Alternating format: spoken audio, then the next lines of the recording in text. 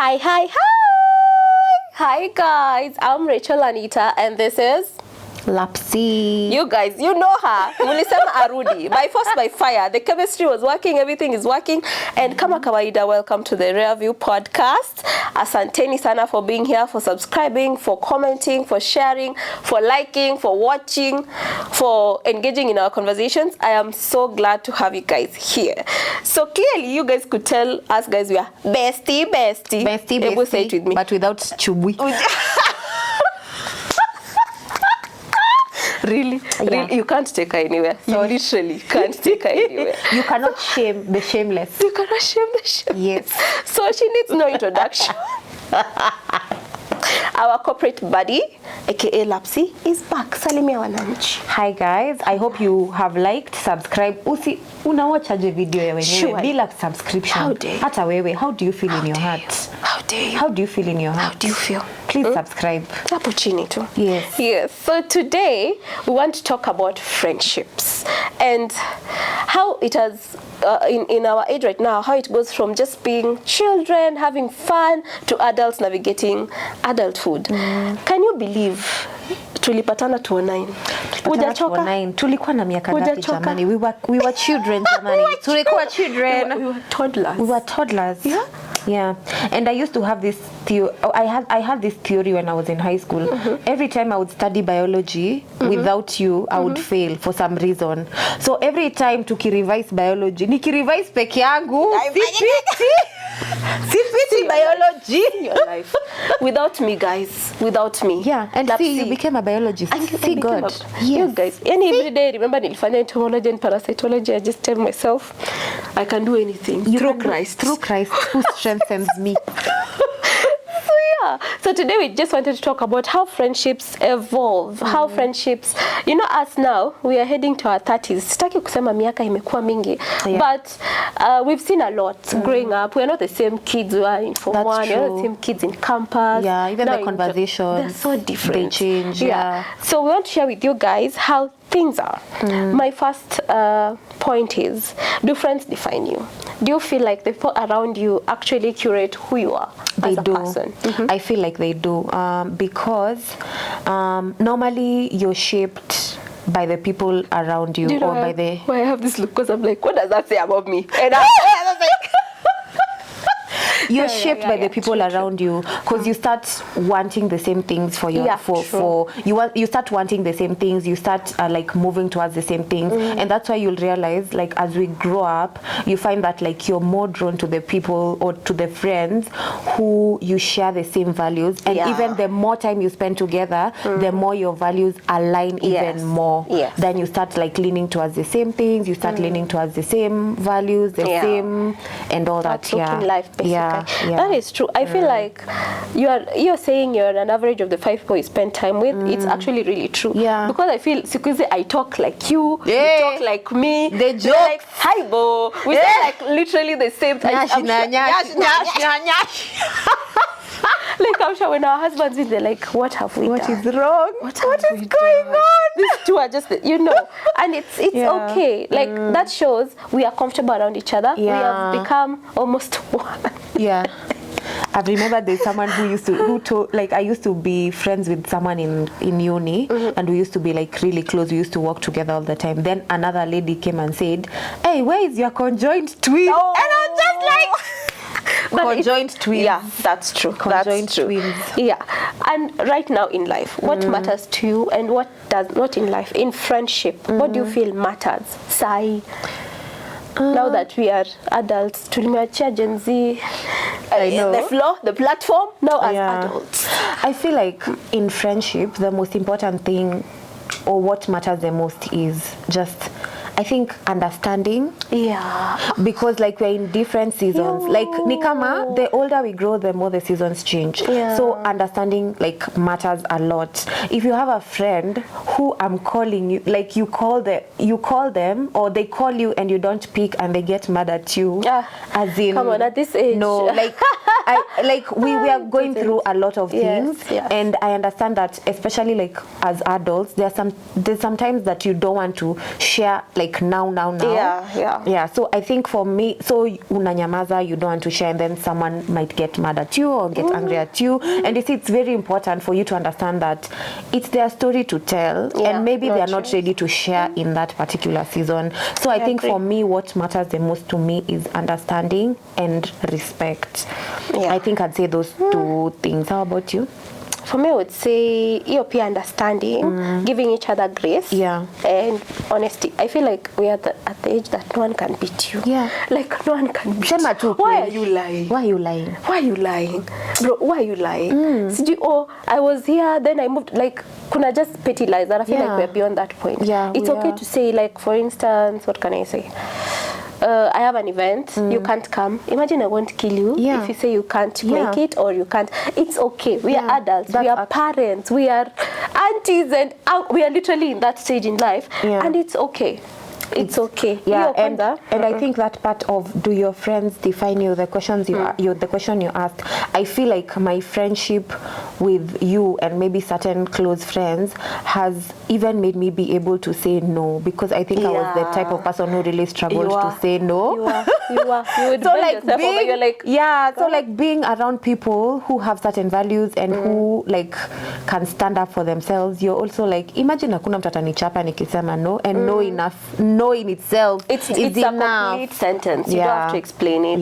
This brings me to communication in adult friendships. As we said, me, I don't mind. Actually, there are friends, I can assure you, this is a guy who's my friend, you know him, Ed. Like, we would go a year, I kid you not, without talking. We've not talked. Like, okay, to scare kwa simu, it's like not a day has passed, and we're not taking that to heart, because this is a guy who has a child, I have a child, he has a family, he has his own things, and it's okay. Like, once you understand that in adult friendship, it makes things much more easier. And someone also said, communication is one thing, comprehension is another. You can shout all you want. That's so important. That's so... Hey, wait, unakuanga na wisdom. Wisdom. Communication is one thing. Comprehension is imagine another. It coming for hata liba kwa mtu. Kuna mtu alimpe. But that's actually important. Comprehension is another. It's another, because someone can tell you I'm busy, you can take it like they don't have time for me, or they nini. Like, people are going through understanding. Yes, it's a lot, and less judgment, because tuko in that age too. Like, kuna wenye wamejielewa, kuna wenye hawajajielewa. I'm not I feel like that might have come. Okay, people are at different stages in life. We just have to accept people as they are. I can't expect you to be like me. Okay, although we are.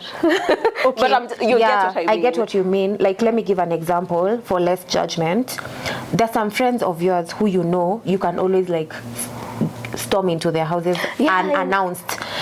Okay, for example, me, I can storm into her house unannounced without announcing myself. But there are some friends who, like, I know I cannot storm into their houses, and I know if I storm into their house or if I just go unannounced, they may feel some type of way, and I will not judge them for feeling some type of way. And understanding means me telling them beforehand, hey, I would like to pass by, can I pass by? And then also being okay with them saying no, you cannot pass by. I agree. Me, I'm that friend with most of my friends. Like, whether it takes a lot for someone to get to your stage, you can just come into my life. I mean, my house anytime. I don't like, because I'm also a bit messy. Then you come.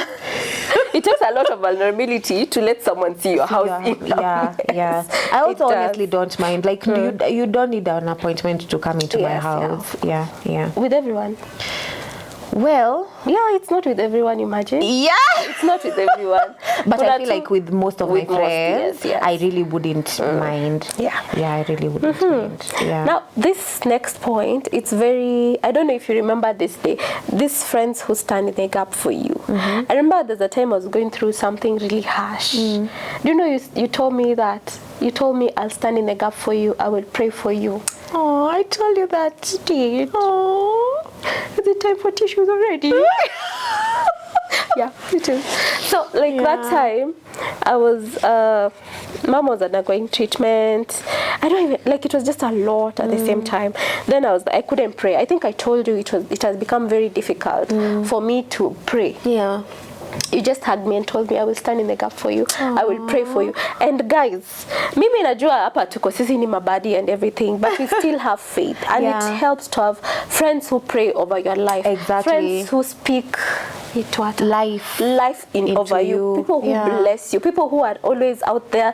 Like anandea to God, and I know my friend is like this, but God, I'm blessed to just protect us. Like it goes a long way. Because some of us, we cannot do that at that moment. And sometimes it's not like it's that season you're in. Yes. Like you're in a very difficult season and you're not able to pray. So I feel like it's also important to have people who can stand in the gap for you. That's true. Yani, just be your strength when you're weak. Yeah. So remember that as you're selecting your friends, or as you're having friends, have friends who can cover you. Not just let me say, not just in prayers, but friends who can cover you. Hata kama ushatembea na beshte yako, you meet people in town. One is looking good, the other is looking like what is that? Yeah, like you need to look like mwangalie mtengeneze mwambie babe nini yako inaonekana. Like friends who cover for you in some, that is what example I can give that is so relatable. Like you can be missing in something, but your friend, tuseme hata job, okay, but msitumie, mnajua unafika job at X time, but now you have not reached, your friend will cover for you. She'll stand in that gap. They'll be like, they have gone to the washroom, they'll be back. Yeah, they'll be back. Such things. We need those types of friends in our lives. Again, with friendship, do we have to agree on everything? No, we don't have to agree on everything. And I feel like one thing I love about our friendship is that we may not agree on everything, but we respect each other's decisions, but we will always share opinions. We'll be like, anywho. Well, I think, but do you, boo? Do you? Yeah, no judgments over here, but ikikuramba, you have a shoulder to lean on. But but do you? I agree. So when you give that space to someone, I always say, no two people are the same. Hakuna hata mkwe twins. There are just things you will differ unless you're not honest with each other. You can't be just a yes machine. So it's very important to respect each other's opinion. Like what do we differ on though? I don't think most of the things we differ on are like very minor, because I feel like for you to even be that, like have that level of friendship, you have to agree on a majority of things. Like the things we differ on are maybe just small things, like maybe you would have a different opinion, I would have a different opinion, which is, I think, is okay and it's normal. It's normal because hata watu wamezaliwa from the same family differ. So I agree. And tell Ebu, we've reached that point in life where we have to schedule everything. Everything. We've been scheduling a spa dates for the last 2 weeks. Are you free next week? Don't worry. We need to go. We'll go. We need to go. We'll go. No problem. No, we always say we need to go. And we never go. No, but I think we also compensate with spending time together. So like utapata will spend time together. And but then I feel like also at this age, honestly, let's just be honest. We prefer staying at home. Just say the truth. You prefer staying at home. I do. It's true. I do. But I usually get so afadhali tuende tukae nyumbani tununue wings tukae hapa to watch TV. Yes. Like I get so like right now I don't think naeza enda like dinner like 9 p.m. I'm like why are we going at 9 p.m. And then for me it's also seasons. Seasons. Anyway, so kama nyinyi ni kama sisi, we also have a larger friend group. Our friends, hi Prex, hi Winnie, hi Ruth. So hi Ruth na Winnie, I think hatuja mention hapa. Sana, so Brex with the wisdom. Brex with Thank the you. wisdom. You find tuko kwa group we are like we need to have a lunch. You guys we have to plan like 3 months earlier. And no one takes it to heart. Na ita hiyo ikifika 3 months bado mtu anasema, guys, kuna kitu imefanyika. And you don't have to take it like to heart. I think this is one of the things that have made this friendship last for this long, for all these years. And it's a group, a girl group friend, like a girl friend group. Ni God. Which tells us that as we grow older, we value quality, healthy friendships over the quantity of friends. That's true. I can count on my hand the people I trust. Okay, hao watano. Of course, like on both hands. Wacha nisianze ku exclude watu the people I trust. But okay, compare with when I was like in university, I had, you know, I was like such a okay, let me not say hapa nilikuwa popular alafu watu hapa hata watambui ni mimi nani. Let me just say I was such a social being. I had so many friends. Do you feel like as life has gone on umeanza kufilter watu mpaka, and then sometimes hata sio umefilter ni too social, inaitwangaje, natural selection. Ina happen. You just about because even if you think about it, like we were a bigger group of sorts, and like hakuna mtu alikosana, hakuna mtu alipigana. Hata mimi nimejama leta hiyo point hapa. These guys had an entire different group, guys.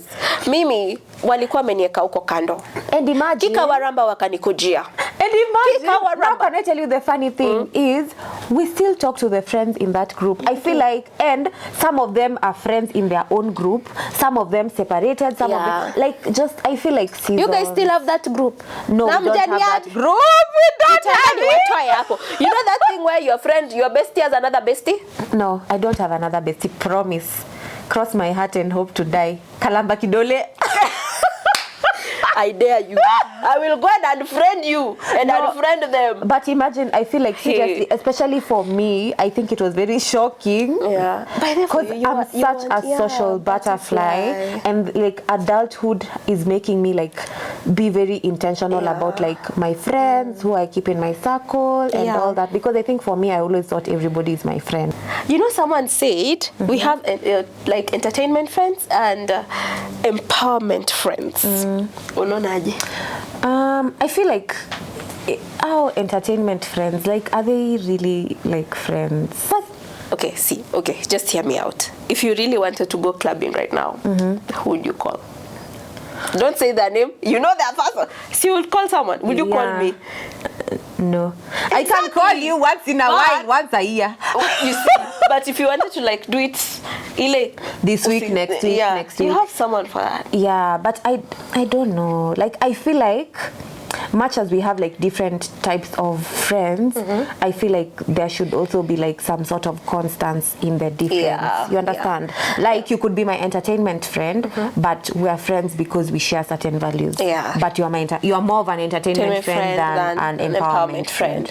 And it helps to have both in your life. You can't just have one kind of person. It's like having just one flavor of ice cream. That I agree. That doesn't work. So, what do you feel about expectations with friends? This one. I feel like there's something Ruth said.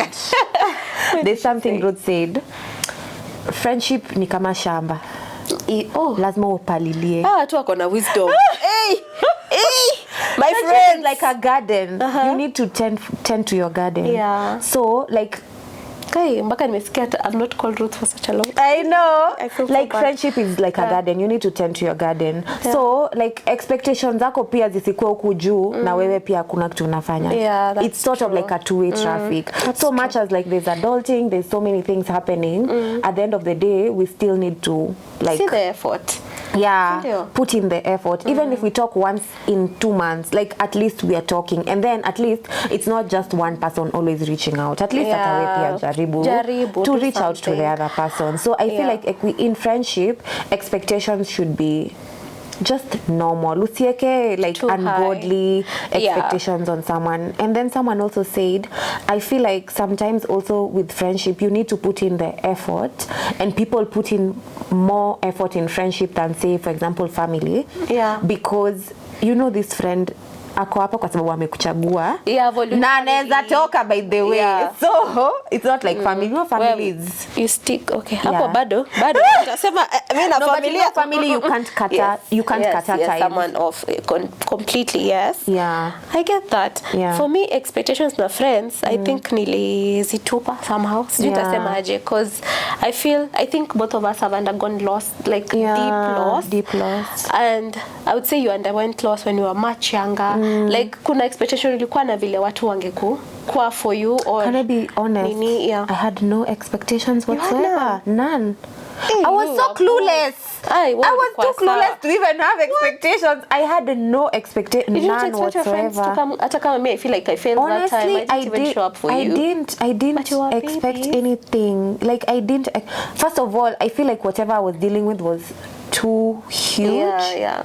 That I also like. Hata mimi mwenyewe, I couldn't comprehend it to an extent that I didn't think any of my friends then would comprehend it. Well, now for me, when I lost like my grandma first, with mom, then grandma, then babu, like I felt, student explain aje. There was just a void. I think I shared with you that. I think even that's what brought us even more closer. Yeah, because we were friends. You used to tell me memes every day. We were friends, but we were not like close. And this brought us really close because I felt like that time, people just go on with it. Like that's a funny thing with grief. Yeah, people move on. Yeah, people like move on. People just continue. I was like, Mbaka, there's something I always tell my husband.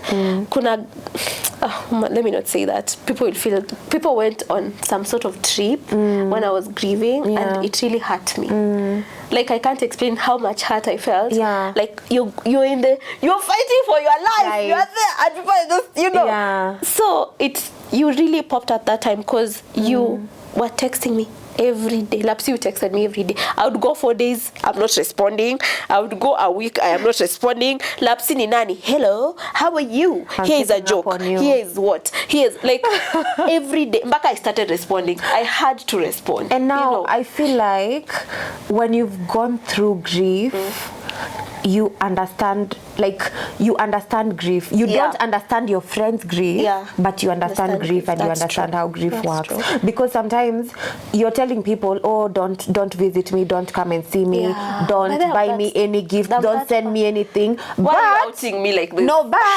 but in real life, you're really hoping that when the bell rings, someone has sent you flowers, or someone is coming to see you. You understand? So when you've been through grief, you understand that. You understand that. Like you understand that much as unajifanya hapa like when he body, you don't want to be seen, you don't want to be. That's and true. I feel like, let me tell you, Anita, the thing about grief, or the thing about pain, or the thing about life, you always remember how people treated you when you were in the pits.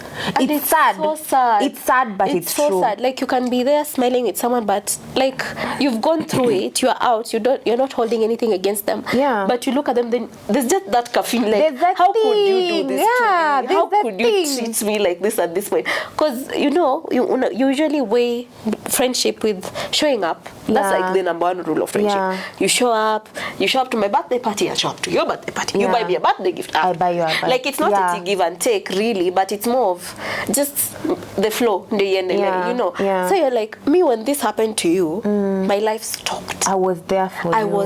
I supported you. I supported you. Nilifanya nini? Nilikuombea, Nilikutumia flowers. Then my time happens. Bro, you can't even chat. Yeah. You can't even say hi. Because even if I don't respond to your message, trust me, it means something. Yeah, when I'm in that bubble. Because grief is messed up. Grief. It's really of all bad. the things I never want to meet. Talking of expectations and friends. When do we have these boundaries with friends? Zenye watu sasa wana feel so comfortable mpaka kwa relationship ya wenyewe. Mpaka mtu anaji-invite anakuwa third party, because I've never understood your husband cheating with your best friend. Let me Somebody explain to me, like I'm a 2-year-old, 3-year-old. Let me tell you. How? Mimi, if your friend or if your best friend cheats with your husband, they were never your friend in the first place. They were. Because you remember this thing? I think this should be our logo.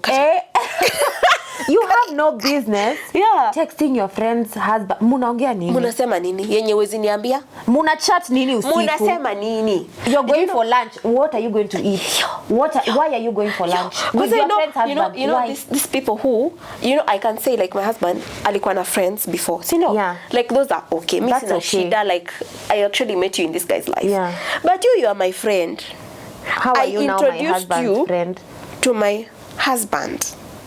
Then you two are hanging, like what? Like who? Where? I feel like there should be boundaries. Yeah, very strong. There should be like very strong boundaries, because And it's not a matter of trust. It's a matter of respect. Yeah, it's a matter of respecting your friend's relationship, your friend's marriage, your friend's boundaries. Because I don't have any business chatting with your husband at midnight, or even chatting with your husband during the day. What are we talking about? Excuse me, Kwanza Goja. Why is that husband responding? Goja. Yes, I'm blaming the lady, but why is the husband responding? Wacha. So, if first of all, if your husband is even talking with your friend behind your back, even both of them, even that husband of yours, is their problem. You know, there's a fun. You know, when I was in campus, this lady, I'm telling, alinimwambia verbatim, when you're done with your man, please pass him to me. Was this lady your friend? My friend ananiambia unajua Antana kwanga mpoa, but then in case break up. I'm like, madam. Why would you even tell someone that? Or those friends who usually tell you, unajua those friends who usually tell you, by the way, bwanako anakuanga mzuri. I wish ningekuwa na bwana kama. You wish what? Wish what? What are you wishing? Wish washwinti? What is that? Wishinti? Wish, but it's bad manners. Guys, if you're doing bad manners, it's bad. It is really bad. Wrong. Like, there are so many men in the world.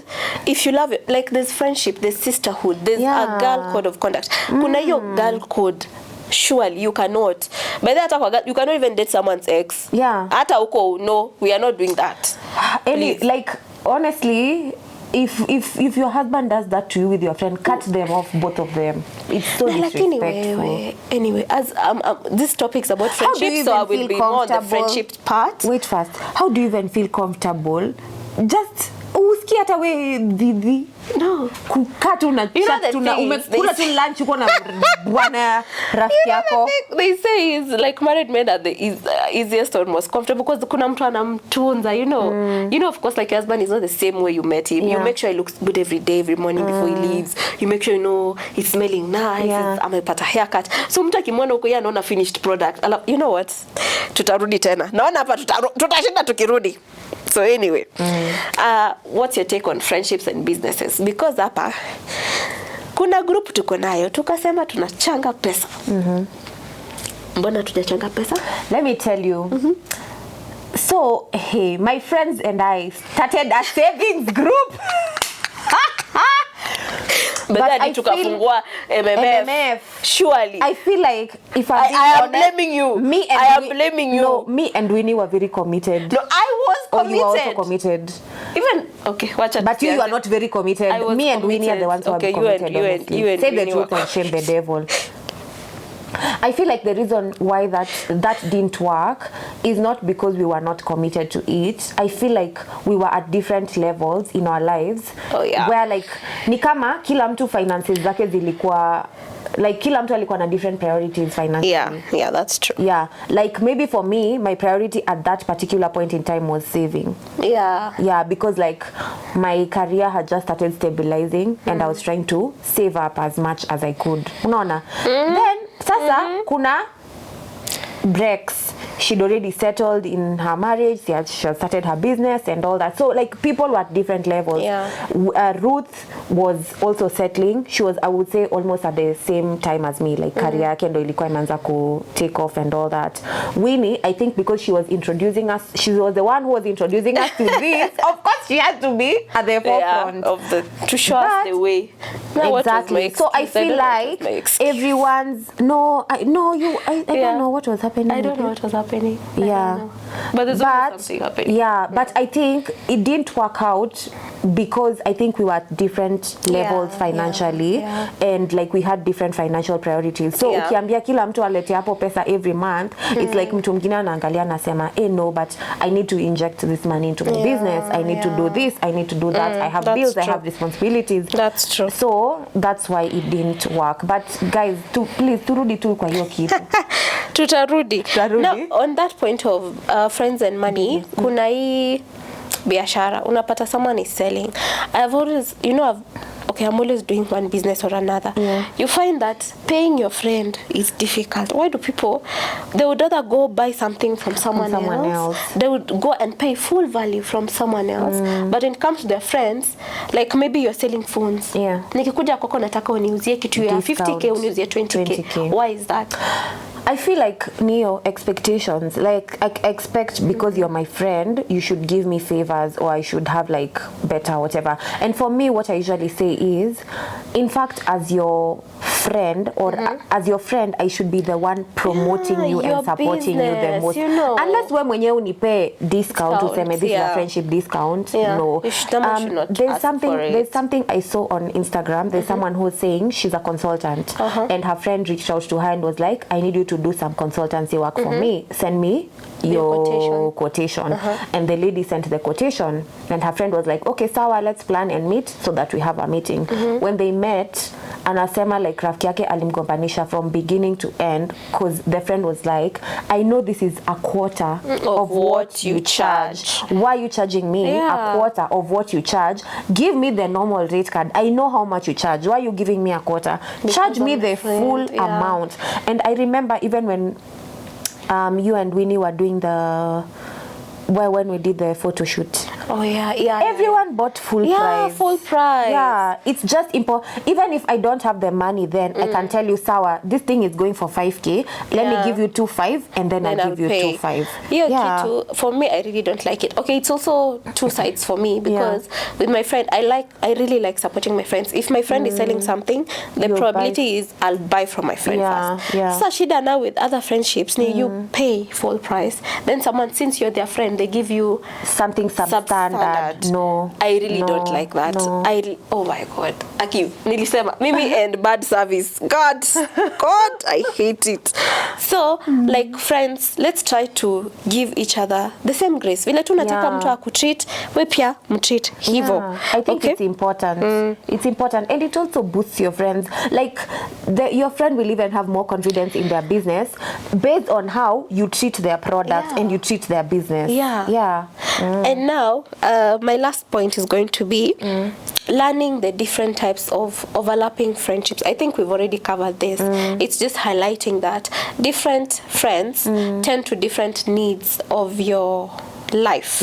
It's like a Venn diagram. There's just a friend for I had noted here. There are friends. There's a wiser friend, someone you go to for advice. There's a bolder friend, someone who's always trying something new.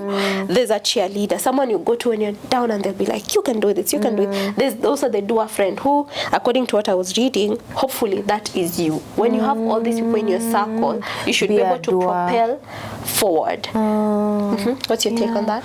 I think I like that because you're right, like much as, and I feel like also with friendship we usually just expect our friends to be everything to us, but are we that to them? Like, are we that to them? And there's someone who said, there's someone who said, yes, your friends, your friend is your shoulder to lean on, but are you your friend's shoulder to lean on? That is something for me. Apple, I feel like I'm the person people come to when they have problems. Which makes me feel like I rarely have people to talk to. Like you've seen me vulnerable how many times? 2, 3. Like I rarely. But let me tell you, I appreciate the fact that you're vulnerable with me because it's been 15 years. 15 years. It's been 15 years. I love you too, babe. 15 years before I saw Anita. No, okay, it was like maybe 14 or 13 years before I saw you break down and cry and tell me I'm not okay. There's something wrong. But me, I'm always crying. I know I'm always, but that's okay. Again, it's a trauma response, yangu. That's I'm in therapy for. I tend to hold. I'm such a, even with my husband. Can you imagine? Like, okay, no, with him I'm vulnerable. Who am I? Okay, with everyone else, it's always. I feel like you always have to put up a brave always have to show face. Because like when I meet people, especially from my in-love side, they're always like, you're always smiling. I'm like, guys, I could be going through the shittiest of day, I will still show up smiling. It takes like, maybe like you can tell something is off with me because you've been with me, you'll tell I'm not okay. You'll tell I'm maybe avoiding a conversation or but with someone else you just say I'm okay, I'm happy, I'm smiling, but guys, smiling, but you're going through it. Because when I'm overly smiling, I'm not okay. Because I don't feel the emotions. Yeah, but I feel like it's important for you to have like the different types of friends and also know what type of friend you are to your friends. Yeah. Because much as we usually say, oh, I usually say, unajua wale watu wanasemanga, all your girls are toxic, sijui you're what. Check yourself. You're also toxic. If you are who you attract. So guys, that wraps up our stories about friendships and how we've been here for 15 years. Yeah. Tunamaliza contract lini? Atumalizi contract please. We are here for like umeona hiyo document yenye mtu anasema ati me when I'm giving my best friend for life document contract and they ask me why am I signing this? No, don't worry, don't even read it. Just some useless document. Just sign. You don't need to read. Don't need to go through. Don't need to go through. Yeah. Clearly, you see what I have to put up with. This my bestie. So thank you guys. Thank you, Lapsy, for coming. Thank you for having me. I've had so much fun. You'll be back again. Correct. I live here. This is my empire. Oh God. Okay, guys. This is her empire. I'm just here chilling. It is her. It's her world. We just exist in it. Yeah. So don't forget to like, subscribe, share, comment. Is over. Tell me your juicy friendship stories. I want to hear about what you have to say about this, guys. So asanteni sana. Eleza, ambia address the nation. Thank you very much, guys. Support my bestie. When you are waiting, please. Yeah, I was waiting for it. I've been waiting for this moment all my life. Subscribe. Please, kusubscribe ni bure. Mbona unyime mtu subscription? Surely. Now wash a bell. So that when she posts a new video, you see it. Please, I beg. Thank you. As in, we reject finance bill, but also support. Yes. Seriously. It's free. I can't deal. Anyway, sawa. Tuwamalizie na turus.